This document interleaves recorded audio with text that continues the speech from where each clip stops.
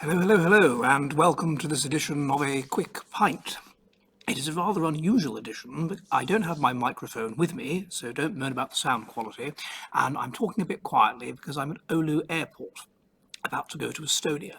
But I couldn't help but make a video about what has happened, which is, as you may have read in the newspapers, Sanna Marin, the youngest and thus best Prime Minister of Finland, has announced that she and her husband Marcus are getting divorced.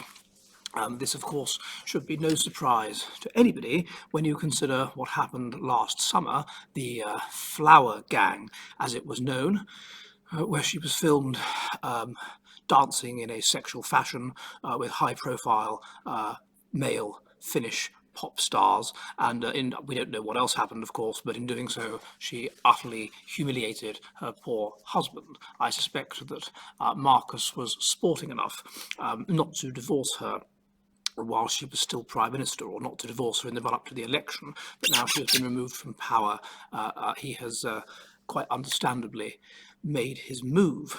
Now, what does it say about Sanna Marin, and what does it say about what's going on in politics that this has happened? Well, if you go back to Jolly Heretic videos Passim, then you will see exactly what it says. It's exactly what I predicted would happen. Sanna Marin was born to an alcoholic father and a mother who had her own problems. She spent part of her childhood in a children's home because her family was so utterly dysfunctional. She was then raised in what she called a rainbow family. She was manifestly not particularly intelligent.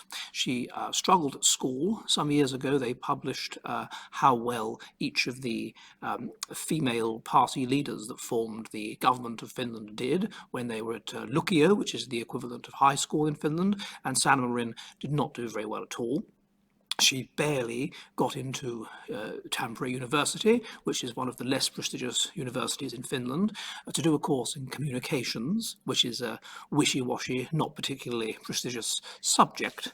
And then, of course, when she was 18 years old, she met this chap, Marcus, and they have been going out ever since, with them marrying only once they'd already had a child, who is now 6 years old, and once she was became Prime Minister when she was 34.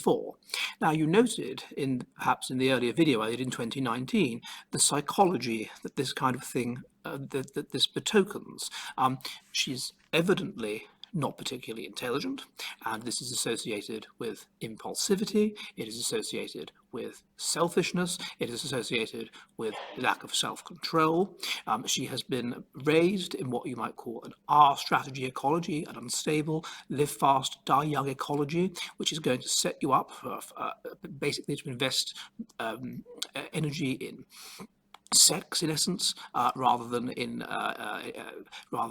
nurture and in bonding. Therefore, it is, and you might expect a person for genetic reasons, if you consider the dysfunctional nature of her parents, and for environmental reasons, if you consider the dysfunctional nature of her environment, to be relatively high in neurotic traits. Consistent with this, some years ago, she lost enormous amounts of weight, and people were commenting on this. And of course, anorexia and such like is associated, it's a desire for control, it's a desire to keep control in a chaotic environment, and it's associated with very high levels of neuroticism.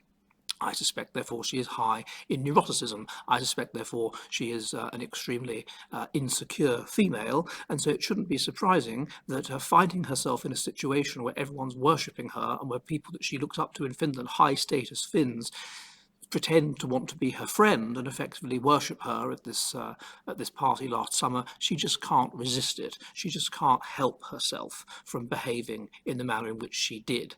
And it's extremely predictable because females tend to sexually select for status, and one of the, for obvious reasons, if a man can, of course, have as many children as he can get away with and invest nothing in them, it makes no difference. A woman is encumbered by pregnancy and by the child, and therefore if she selects for status, she's more likely to survive, her offspring are more likely to survive, and the traits which manifest status and therefore survival in the pre-industrial ecology are more likely to be manifested in the child. So the female selects for status, and one of the big predictors that a woman is going to have an affair is if she finds herself of elevated social status compared to her husband, and therefore finds herself with access to males of elevated social status compared to her husband. And of course, they've been together since they were 18, Marcus and Sanna, and that is precisely what has happened. He is simply a sportsman, but she has become prime minister, and she has access, therefore, by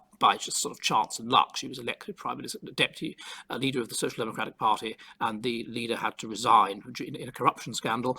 But what is the result? The result is that she suddenly has access to the elite. The elite are interested in her, and she doesn't have an affair, then certainly she humiliates her husband. Very similar thing with Liz Truss. Liz Truss marries her husband. Her husband is a conservative activist, upper middle class, so and then suddenly she's working for an MP, and she has access to these elite men, these MPs, and she has an affair with one of them. Very, very, very similar thing. Although Liz Truss, of course, is manifestly extremely intelligent, and it seems to me that Sanna Marin is not so much. And so what this can be seen as a manifestation of is what I call the Rayner effect.